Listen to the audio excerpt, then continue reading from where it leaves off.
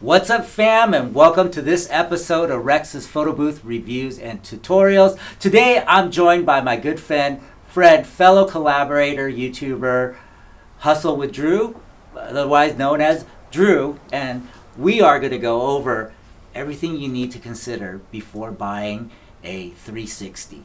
Yeah, I'm excited to be in this video, man, because you got questions. Yeah, I'm someone that is not really a fan of 360 booths, but I've gotten a lot of questions on my channel about 360s, so I think I'm the perfect person to be in this video because I can kind of relate to people watching this. So I'm stoked. Yeah, I'm stoked too. I've been doing 360 since 2019. I've used just about every camera, every software out there, so I'm ready. So go, ask away. All right, so these are 6 questions that I have written down here, and these are things that I'm hoping you can provide value to. So number 1 would be the size of the booth. Do I have to consider like a vehicle, the weight, and like obviously if it's big, is it something that I can do by myself, or most people can do by themselves? Yeah, so let's go over the platform. So you have small, right, 1 to 2 people. You have the medium, 3 to 4, and then you have the large, and they're like 40 inches in diameter, and they're gonna fit your football team, 4 to 5 people very comfortably. But the drawback to that is getting that in your vehicle. What kind of car do you have, right? Yeah. Okay. Will it fit in a Prius? The 1 to 2 person, sure. I think I measured it already, so that's the way I buy cars. Is I take the diameter, I measure it. Some have the case, some do not. I definitely recommend the case whenever you want to get a 360 because you just don't want to bang it around. Yeah. It's like your photo booths. So definitely consider the size, measure it out. So the 1 to 2 person, the 30-inch, definitely fits in the back of a Prius. No worries. But the large and the extra large, man, you're definitely going to have a van or a truck for that. So do you recommend getting a 2-person one? Do you feel like in your experience, right? Because you've been doing this for a while, you're really good at it, you make a living from it. Do you recommend a 4-person platform? Is that something that's a drawback, is having a platform that can fit less people?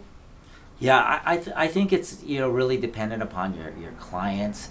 If you're just getting your first one, middle of the road, 30 inches, you're right in the middle, not too big where you have to go and get a truck and have 2 or 3 people lift it in for you, but more than 1 to 2 for sure. So I think your first if you can only buy one, right? If you can only buy one, I go with that right around 30 inches. That's a really good size. Yeah, so we kind of talked about it, the vehicle, because I know for me personally, right, when I start a business, especially a photo booth business, right, I don't want to have to buy a van or a truck, and I'm glad you touched on that because people will just dive in first, buy the booth, not even considering how they have to get it there, because a vehicle can cost more than the 360 platform itself. I totally agree. Yeah. Quick story, just a quick aside, is a few years ago when the mirror booth came out, I thought, wow, that I have to have that. Photomaster, the software, the look, it's ready to go until I realized it didn't fit in my Prius. The mirror was $8,000, something like that. But then I have to go buy a truck. I'd spend another $15,000. So the whole investment was like $23,000. So I kind of had to rethink that. So back to our video, right? Back to this discussion is make sure that your vehicle now can accommodate the 360 platform that you want to get, and then you can figure it out from there. Later on, maybe you can get a trailer. Maybe you can rent a truck. But the 30-inch fits in most SUVs. So if you have like a Highlander or even a CR-V, what's the Toyota version? RAV4? The RAV4, yeah. It'll fit in there. So it even fits to the Prius. Cool. So then I know that for a fact. But if you buy anything bigger, then yeah, you're gonna have to look for different forms of transportation. So definitely one of the first things to consider is what size is your vehicle. Kind of is going to dictate what size platform you buy initially. Perfect, cool. So carrying on to this is go on relevant to the next one. So we're talking about the size of the booth, the weight of the booth. This I think is concerning for a few reasons, and it's kind of makes me nervous. Is I have my wife does a lot of the work in our rental business, and she's not able to carry some of the equipment that's heavy. So when we go together, I know for sure that she wouldn't be able to do some of our events by herself. So can you touch on the weight, and is it necessary to have help? Yeah, definitely. So definitely 80 to 100 pounds with the case, and I do like road cases like that, so you don't bang it around, and definitely you're going to need 2 people get in and out of the truck. But even after you get it out of the vehicle, you need to know if it can go vertical, so it can go through single doors. Am I going to make it through the elevators at a hotel, right? Some are wide and it won't fit through, so you have to lean it over so it's vertical, so you can fit through the doors, and to make sure that you have a really good dolly or a really good rolling mechanism. One of the ones I personally like is the Rock and Roller, so I highly recommend that. I will put that in the link below. Rock and Roller, awesome for photo booth, mirror booth, 360. It's just the standard. So I'm going to link to that in one of the links below the video, so you can find that. But for the most part, I think those are the things that you just need to consider. You need to have staffing. Wear a weight belt so you don't hurt your back. Oh my gosh. And it is 80 pounds, sometimes even 100, depending on the ones that you get. I know you have a really good one, and we should take a good look at that sometime. Yeah. But just the consideration of the weight, the personnel, and transportation, not only to the event, but also into the ballroom or into the event space. Yeah. So those are going to be some things to definitely consider. So the next thing I wanted to have you bring up is what software and what camera is best for a 360 booth. Oh man, that's a good one. We're gonna have to run the gamut on that. So let's break it down into just cameras. So there's a webcam, definitely not gonna work. Okay. So just toss that one out. There's GoPro, right? You can record up to 4K. It's great because it's an action camera, so it can handle the stabilization very well. It's very smooth. So there's GoPro. There's a smartphone, which I like. So I like the iPhone 11 and up. I like any of the iPads with the M1 chip for the processing. So we've got GoPro, iPhone, iPad, and DSLR. Those are going to be your 4 primary means of recording the slow motion. All of them work really good, but there are caveats to each one. So let's just start with the GoPro that I like.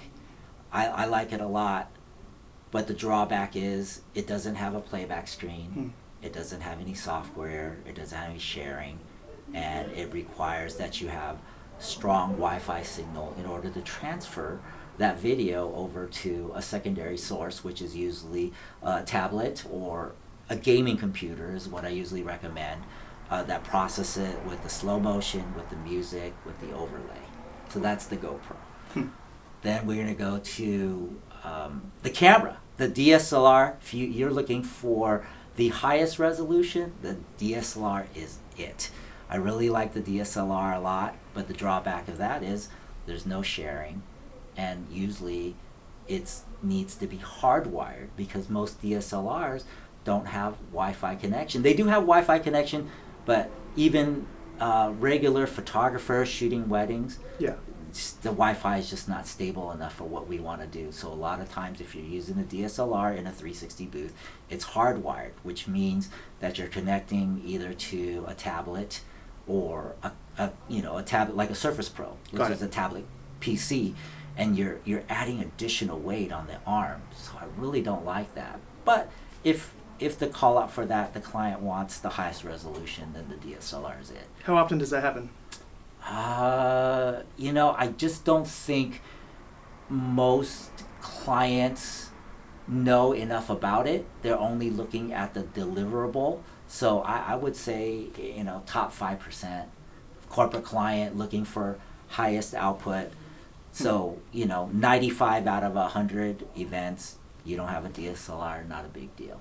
Okay. Then the next two are going to be very similar, which is the iPhone and the iPad. which I love a lot. Number one, most software are going to record at 1080, right? So that's almost a standard right there. Some will do 720, which is fine. The advantage of the 720 is it's faster processing, smaller files, quicker sharing. Okay. But I like the 1080 because I like the higher resolution, and you get that with both the iPhone or the iPad. You got the camera, and then you have the processing. You have the stabilization that's built in, but the beauty of it is it has playback, so you can say, oh, come check out your video right here, because the guests are really only looking at the deliverables. Mm-hmm. And you can do that with the iPhone, iPad mini, and anything larger, the 11 or even the 12.9. But Again, smaller size is better, right? Because less weight on that arm. Yes, the less weight on the arm, and I really don't want to swing a 12.9, Yeah. $1,000 iPad in a circle. But the playback on it looks beautiful. The camera looks amazing. The sharing option is definitely even better. So those are two really good choices for 360. Cool. Yeah. Yeah. Is that all for the cameras? Yeah, GoPro, iPhone, iPad, and DSLR. I can't think of anything else. I just want to get one. Yeah. Which one are you going to recommend for me to get? I think if you're starting out, I really like the iPhone 11 or up. Okay. Yeah, not a 10, not an 8, but the 11, because that's where the camera really improved. Mm-hmm. It has really nice stabilization, and the slow motion is very smooth. It can do 100. So slow motion is either 120 frames per second or 240 frames per second. Got it. So at 120 frames, it looks fantastic. The more frames that you have, the smoother the 360 looks, but the downside is you have larger file sizes, making it more difficult to share. Okay, So that makes sense. if you have it at 120, I think it's pretty standard. 120 frames per second at 1080. Cool. And then this is a question that it may seem like a silly question, but you can let me know.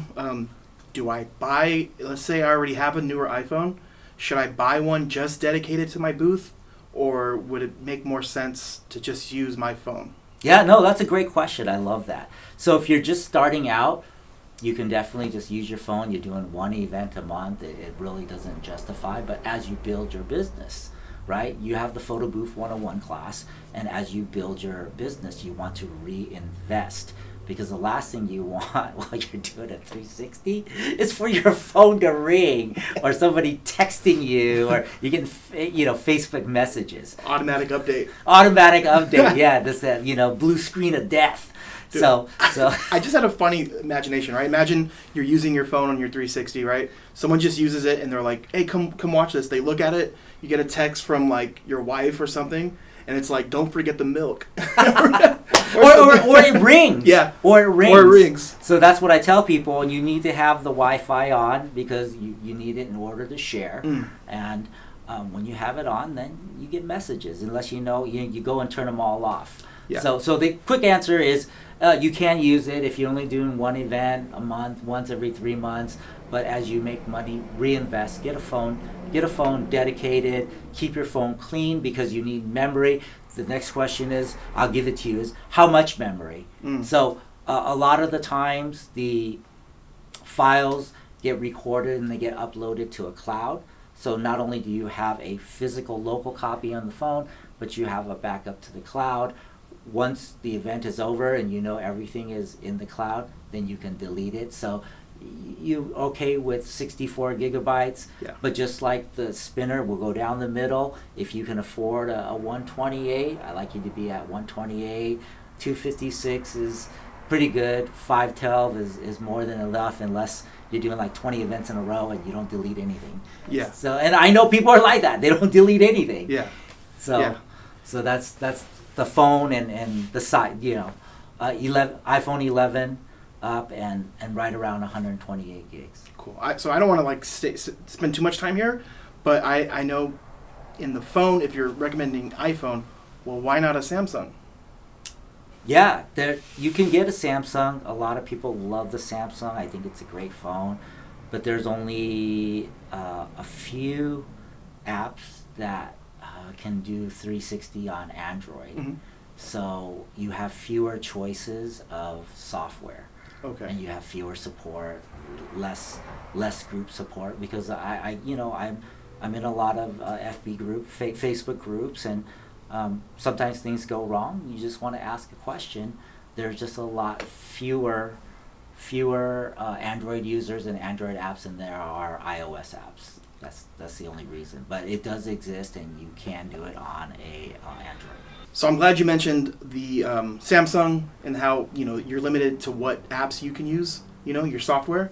That was the first part of the question, was what software should I look at?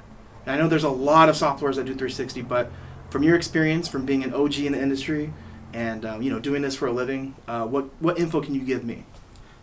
Yeah, I mean, there's quite a few that do it, and I've tried them all to some point, but I've just narrowed it down to 2, and you can check out some of my other videos. Number 1 is Lumabooth. I feel like that is one of the easiest ones to do. It doesn't have all the bells and whistles, but in terms of making a solid 360 video with overlay as the artwork, it has basic effects that accepts audio and does an intro and outro trailer. Lumabooth 360, you can also check out, I'll link below. I did a tutorial on that. It's gotten close to 16,000 views. A lot of people said they learned off of that. It's only 9 minutes long, and when you see my videos, they're like cookbook. It's step by step, so it's pretty much fail proof. So that's one of the ones I recommend. Then if you want to go with the higher resolution, so if you want to use the DSLR, highly recommend Snappic. Snappic is the pro user's choice. It's a little bit more expensive, but the technical support is far superior because they have 24/7 tech support, where Lumabooth is via email, and they do answer. They're very, very good. They have also really good Facebook pages as well. But if you want to do DSLR, or you want to do GoPro, or if you want to do iPad and iPhone, then Snappic is your choice. Okay. So yeah, I guess it would all just depend on what you plan to use your 360 for, right? And I just want to add one last thing is, I just came back from PBX, and I saw what Snappic has been doing, and they have AI segmentation, which is absolutely amazing. I'm sorry, PBX is the expo, right? Yes, Photo Booth Expo 2023.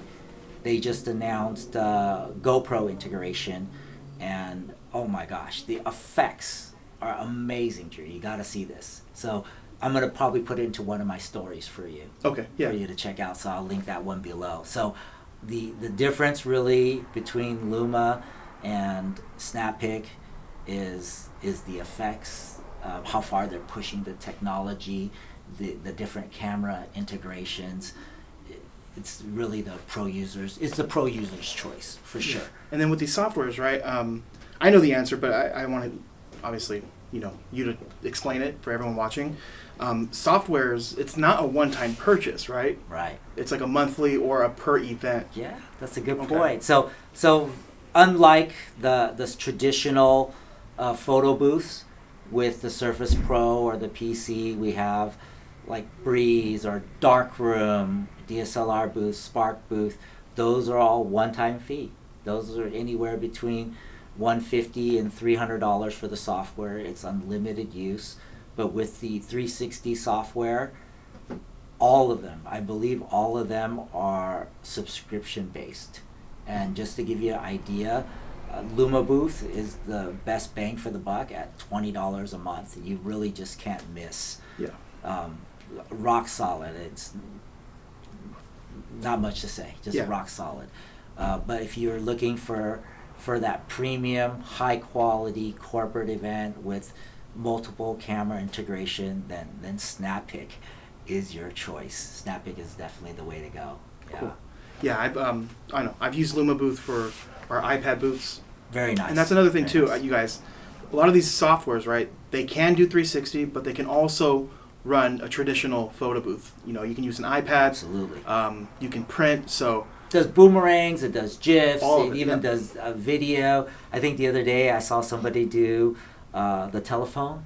The audio guest book? Yeah, the audio guest book with Lumabooth. I thought that was pretty ingenious. That was very cool. A lot of different things that you can do. So it is not just one trick pony or whatever. There's a lot of integration, and the beauty of the subscriptions is that they keep updating. Yep. Right. Yep. So you development takes money, beta takes money, and as long as the fans are still there, they're going to just keep developing for it. So that's the beauty of the subscription model. Cool. So the next thing I wanted to pick your brain is lighting. It's a tricky thing, right? Because you have a moving arm moving around, people moving, and it's could be overwhelming just to think about it. Can you go over lighting? Lighting. Yeah. What do you use? Where can I get these lights? Yeah. So now we're dealing with a different monster. We're dealing with video, and video is, especially slow motion, is very light sensitive. So a lot of people are just getting in the market doing 360. They're like, well, why does my video look so dark? But when I'm at the event, it looks okay. Well, it's because even if you're at a wedding and you're filming a wedding or a birthday party, lighting, or even in our studio here with David, right? Lighting is the key. Lighting is the key. And if you look on my portfolio, which I'll link at the bottom of the page, you'll see that we use the Neewer panel lights, which I like. The Neewer panel lights are the standard, and they can be turned up, they can be turned down. They have RGB color. You can get away with 3, but I actually like 4. I like 1 at each corner. So that's my first choice, and I'll link those. And then my second one has a more streamlight. So they both work. The second one is the Yongnuo light sticks. I've never seen them in RGB, but in terms of just white light, studio light, they're excellent. They can fit on a microphone stand, and they're very sleek, and they're easier to transport than the panel ones. Okay. Yeah. So how many? Yeah. In your setup, let's just say you're at a venue. How many lights total do you think you have? And you have to position them in a certain way, right? It's not like you can just have it on 2 sides. Or I don't know. What's your take on that? So if we're doing the panel lights, I like 4, okay. 1 at each corner, very evenly lit, especially in a dark room, in a club, in a ballroom. Same thing with the Yongnuo stick lights. But one of the tricks that I learned is sometimes the event is daytime, and you have lights coming through the window. So that means the light that I would have had in that corner, I would put it on the opposite side. So now I have 3 lights. It's a situational thing. Yeah, it's a situational thing. So, and you'll learn that as you go along. That doesn't happen all the time. They don't always put us near the window.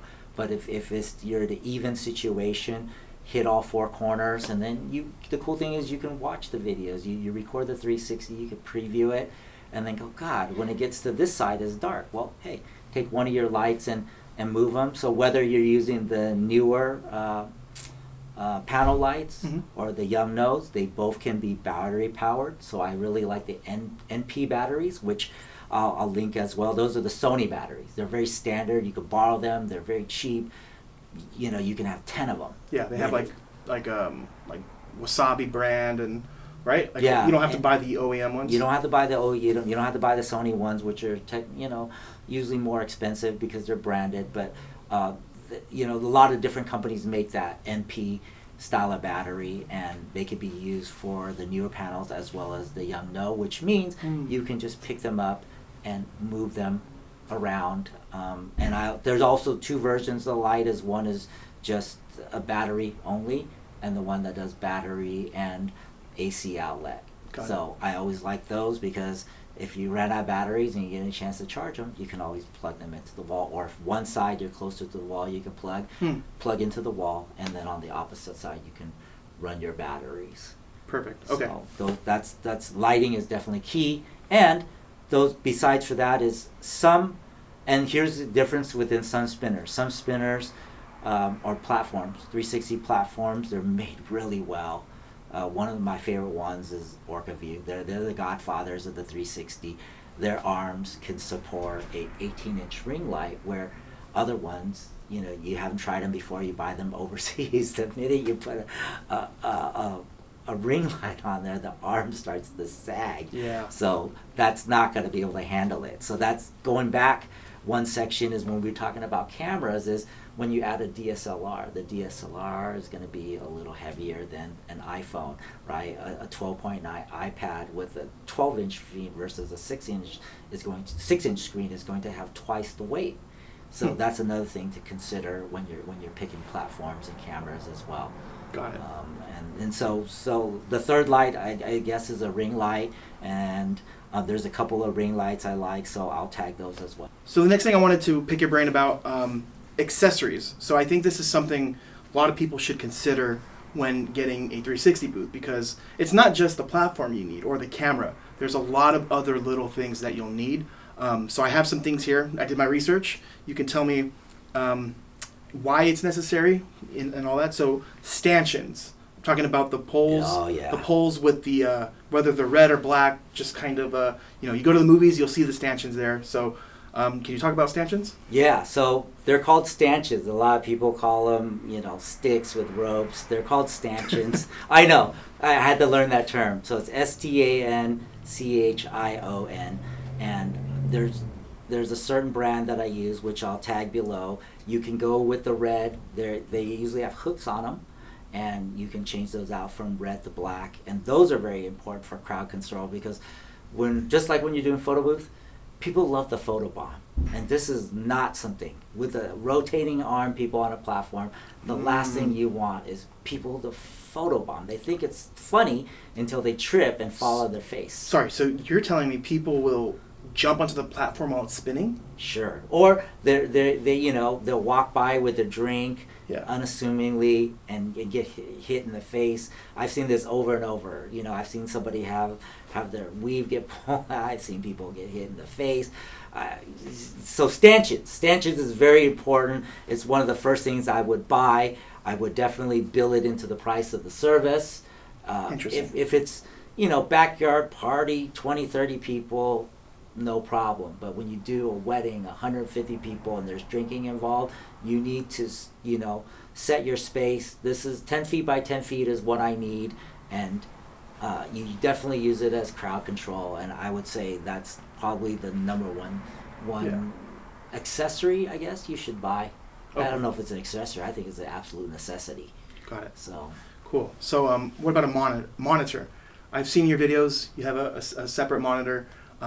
Why do you even have that, and why is it needed?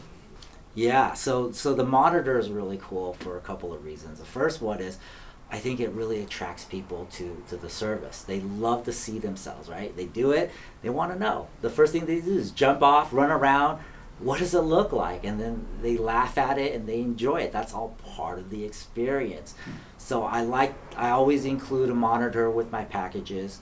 I recommend like a 32-inch or bigger. Anything else? I mean, you figure most computers on your desk you're at 27. So 32-inch is the really good size for transport, because again, it goes back to the vehicle, right? Some people buy these huge TVs at Best Buy or at Costco, and then they realize they can't get it home, right? So 32, anywhere between 32 and 55, depending on your vehicle.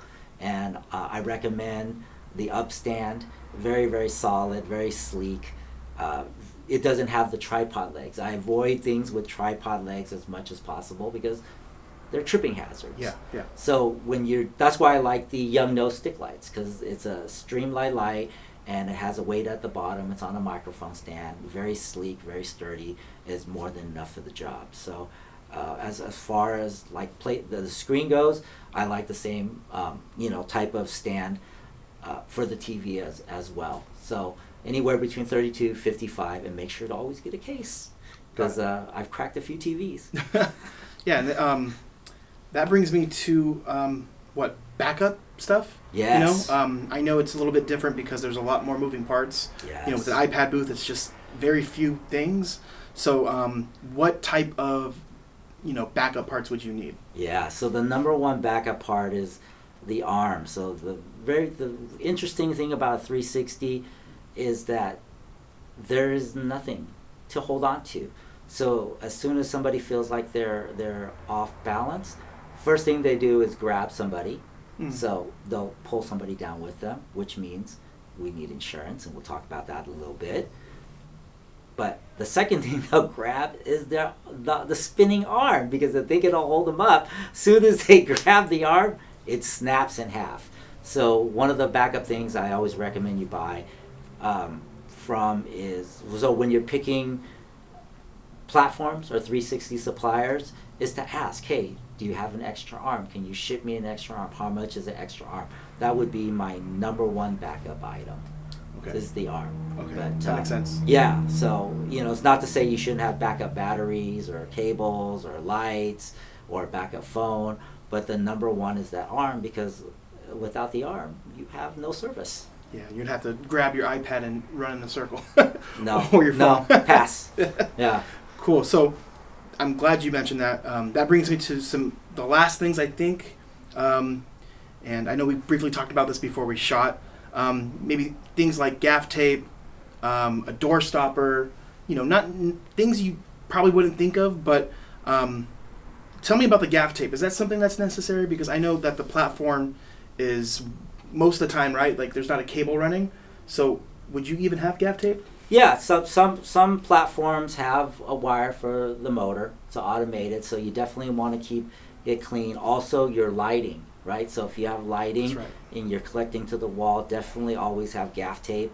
And and there's so many uses for gaff tape. Heck, if somebody does break your arm or just a little bit, you can, tape it back together. So gaff tape, I have my favorites. I like to go 3-inch wide tape, because a lot of people will buy 2-inch because it's cheaper, but end up using twice the amount because they'll go over the same space twice, where you could have just bought 3-inch wide gaff tape and just did it once. Yeah. So gaff tape is a definitely must to have in your bag. For Better safe than sorry, right? For sure. Then also like a door stopper would be good, right? When you're like going through a venue, you want to make sure the door is staying open, because nothing worse than hauling gear.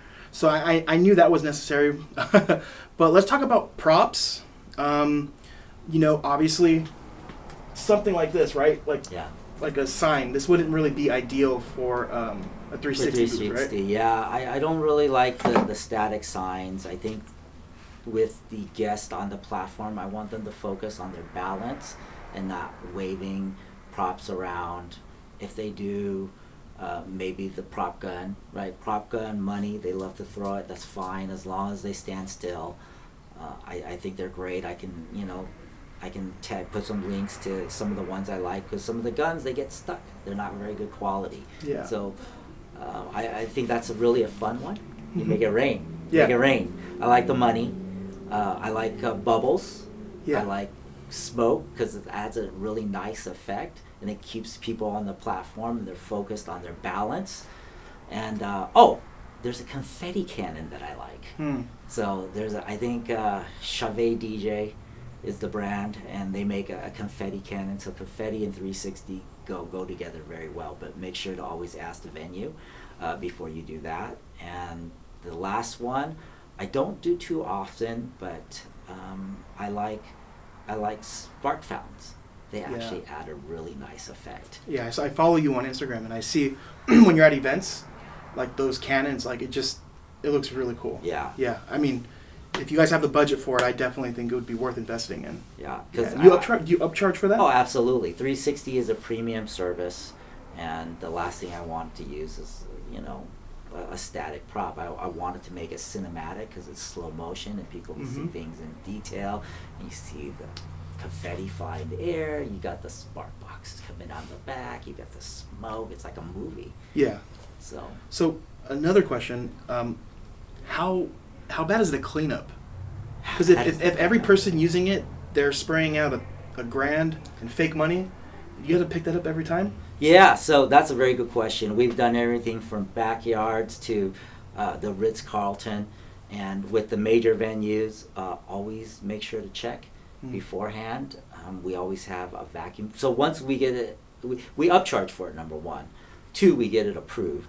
And then three, we'll always bring what do you call it? The broom. Okay. With the, what's the other piece called? It's like I know what you're talking about. Yeah. I can't. Dustpan. Okay. Dustpan. Yeah. So that's the easy thing to put in your car. But if you know you're going to be using a couple of pounds, bring a vacuum cleaner. It's much faster because everybody just wants to get out. And I've been lucky a few times at like a Hilton or a Hyatt where there's like, don't worry about it. We're going to vacuum it anyway. So I've gotten really lucky. So but definitely, I love the confetti. Nothing wrong with it. 2, get permission. 3, upcharge, and make sure you clean so you get welcome back to the venue. Because if you just leave a mess, they're not going to like it. They'll remember you for leaving the mess and probably not be as friendly next time you come back. Wow. So that's value bomb there. So that brings me to my next question is internet. What's that like? Because I know obviously the guests have to get their videos. Yes. What do you recommend and how important is internet? Yeah, so it depends on the software you use. Luckily, I've come across a product called BleepShare, and they offer sharing without the internet, which is phenomenal. They allow you to scan a QR code, and it automatically downloads to your phone through a local area network, or use AirDrop if you're on an iOS device. Which is really quick. So wait, you can operate your whole 360 booth without internet? Correct. Wow. Yeah, and just to let you know, you could do that with Lumabooth as well. Wow. Right, you can AirDrop. Yeah. Right, so I got a couple of videos on that. Look for those. Look up Lumabooth sharing, and so that's one of the reasons I like Lumabooth a lot. And the other product definitely I like is BleepShare because you can share without the internet. But if you do want to share with the internet, if you have good internet, with some of the software that you use with PC or Windows, I recommend PicPic Social. Take a look at that. I'm going to be doing some videos on PicPic Social, so you got to check that out as well. That's a third-party software that facilitates sharing, whether it's text. It also does email, of course. It also does QR code, and it also has its own gallery, right? So all the videos need to go somewhere. They need to go into a gallery. Got it. Yeah, so that's the awesome thing about PicPic Social. But having internet, right, would help if, let's just say, the users want to text their photo. Yeah, absolutely. I think that's all part of the experience. Yeah. I've seen in some photo booth software where the disclaimer says your photo could take up to 24 hours to deliver. I mean, that is just like the biggest downer. Yeah. That is like the biggest downer. So people want to share their experiences almost instantly, right? Correct. Yeah. It's that instant gratification, we call it. So they pay a lot of money for you to perform the service. You make great 360 videos, but that's the whole point of our TV. We want to be able to see it and play back right away. Yep. Right? So that's huge. Always upcharge for that as well. And also to be able to get it to their phones so that they can share it through social media. Got it. Yeah. So definitely huge. Internet is a huge thing. That's another reason why I like iOS. They have built-in Wi-Fi, right? Built-in internet. And I also recommend getting a separate hotspot because if you try to hotspot off your phone, and the phone in your pocket, and you happen to walk away, take a call, then all the subsequent sessions that you do aren't going to be delivered. Yeah. So make sure you get a hotspot. Sometimes if venue Wi-Fi works, I have no problem with venue Wi-Fi, but a lot of times it requires devices to talk to each other, and some hotels, some venues don't allow that. So they have like a firewall up, right? Or correct. like some kind of security. They don't want you to hack into other people's devices, but if you yourself want to surf the internet, that's fine. No big deal. So Awesome. I definitely recommend that you can get a hotspot, and it could be any of the majors: T-Mobile, AT&T, Verizon. They all work. Just pick the one that works best in your area. And if you can afford it, then you have backup. You have one of each. Yeah. You never know where you're going to be. I know people that have. Yeah, no, that makes sense. A question I'm sure some will have is, if you do a hotspot, yes, how much data is necessary? Yeah, that's how much data, you just kind of add it up. I like the file size, so let's talk about file size. A good file size is a 6-second recording, ends up being right around 28 seconds as you slow it down, because you're recording at 30 frames, but you're actually playing it back at 120, so it's four times the length. And then you have maybe a trailer with your name on it, so add another second, so 4 seconds. Wow. So the total is 28 seconds, and that comes out to, 1080. We'll just say it's right around a 20 meg file. Wow. Right? So if 20 megs times 100 sessions, then you calculate it like that. But most Wi-Fi that you get, like the Verizon Jetpack, they usually unlimited. Got it. So, yeah. Cool. Yeah. Awesome. So the last thing I wanted to talk to you about is insurance. Okay. So what about it? Obviously, you gonna operate without insurance, Drew? Just saying. No. I know. I always tell everyone. A lot of people come to me wanting information on, not like information, but they want guidance on their photo booth business, right? Yeah. And I preach get going first. Start getting leads, and then you can add insurance. You should definitely always have it.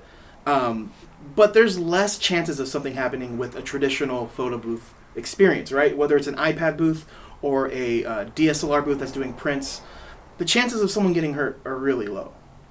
In a photo booth. In a photo booth, yes. Yeah. But when it comes to 360, I'm terrified because of course, because they're on a platform. Dude, you're standing on a motor. People you have a swinging arm. They're drunk. Dude, so my question is, how important is insurance? But I think I just answered the question. But you're the pro.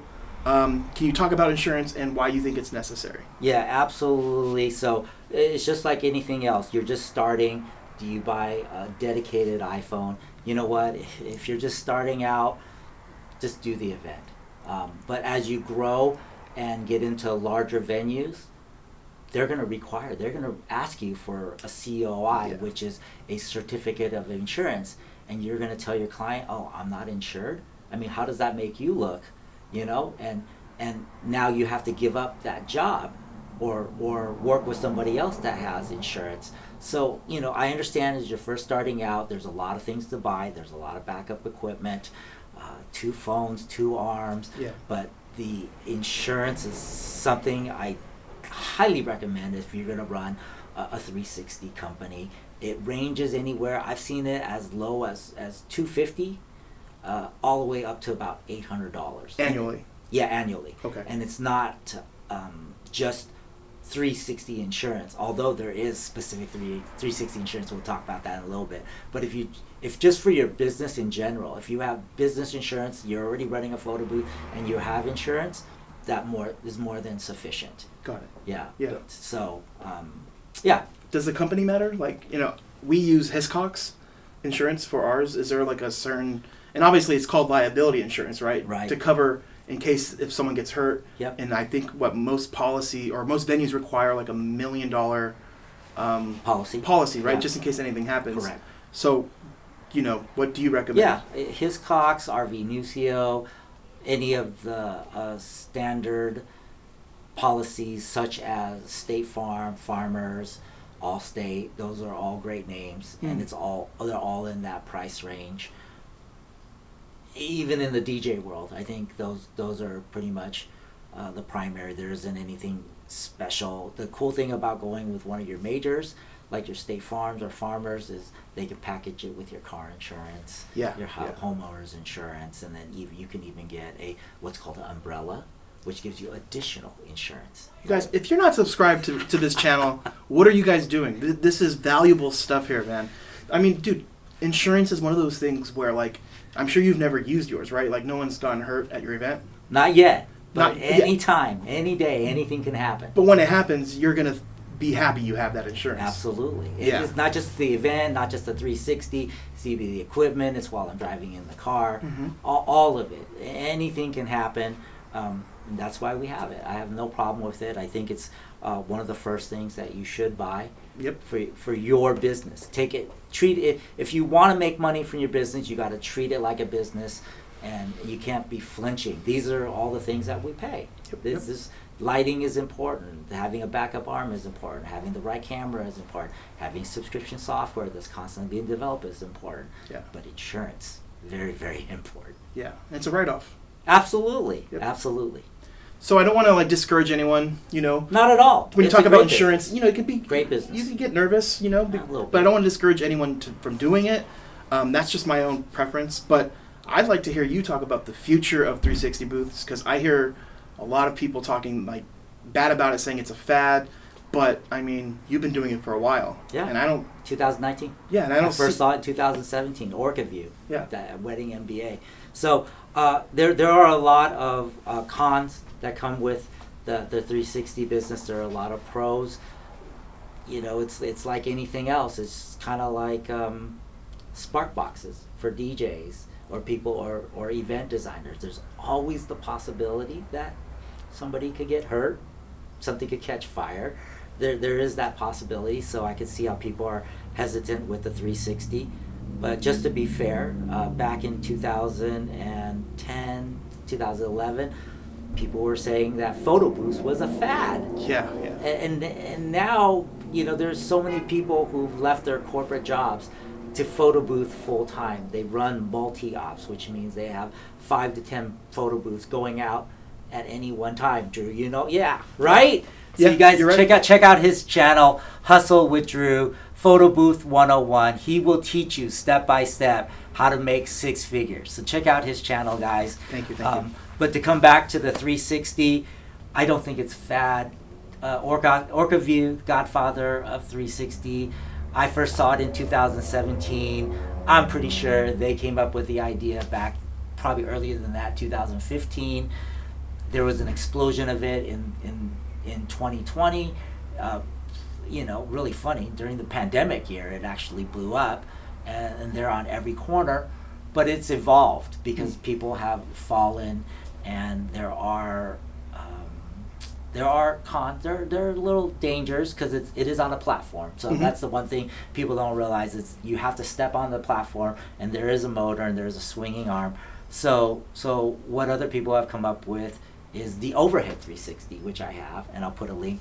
I've done quite a few events with that. So I'm going to link a video of my overhead 360. The beauty of the overhead is that you're standing on the ground, and when they fall, they're falling on the ground. Yeah. Because they're usually drunk, and there's no arm for them to grab because it's up over their head. And then there's guys like 360 Drone Booth. Wow, picture mosaics, yeah. Dude. Yeah, you're right. I showed you that video. They've now taken even away the structure. So the platform is gone, the structure is gone. Now they have a 360 drone booth where the drone, and I'm gonna have a video out, so look out for that link. Subscribe. Yeah, subscribe. Rex's photo booth reviews and tutorials. I'm gonna have the QR code and the link below. And please subscribe because that video is going to come out very, very soon. I want you to check that out. So check out 360 Drone Booth. They fly a drone around you. They record the 360 video. They add the overlay. They add the music and create a very similar product without the dangers. And I asked Al, I said, what is the motivation for this? And he's like, all day long, I have people coming. You know what? We were really hesitant about getting into the 360 business, but now I see this, 10-minute setup. You go with your drones, you have your camera, you have your tablets. It's developing, right? Yep. It's constant. So is it going to go away? I don't think so. But only time will tell. I don't have a crystal ball, but I'm living today, and I do have the platform spinners. Right, so we should do a video about the platform spinners. Yeah. I have an overhead, and I'm looking into getting the drone. I like the drone a lot, so I'm exploring that quite a bit. Sweet. Yeah. Sweet, man. Thanks. Is that everything? Yeah. Anything else you want to know? You guys, that's it. I mean, I'm super excited for this video. I know a lot of people are going to find value in it. Are you going to get a 360 platform now? I am considering it. I'm considering it because of people like you. Awesome. Giving out this free 99 knowledge and Value bomb free. Hey, thank you, Rex. Appreciate it. And again, guys, subscribe. And like you mentioned before, right? There are going to be links to buy the items that you mentioned in the video. Sure. Yeah, I'll link them for the people. I'll link up all the lights, all the accessories I use. I'll link up videos to my overhead. I'll link up video to the drone 360. You guys got to check out the video for drone booth 360 drone booth. It's so amazing to fly it around. Now you don't have the platform, you don't have the structure, you don't have wires. It's crazy. It's crazy. Yeah. It's constantly developing. Yeah, I mean, like, will it be here in the future? I'm sure, but it'll be evolved. Yes. We're seeing the evolution already. So yes. Cool, man. Thank you so much, and this was great. Awesome. Thank you, and thank you to Drew for being on the channel. It was really fun, and make sure to check out his channel, which I will link below. Hustle with Drew. Perfect.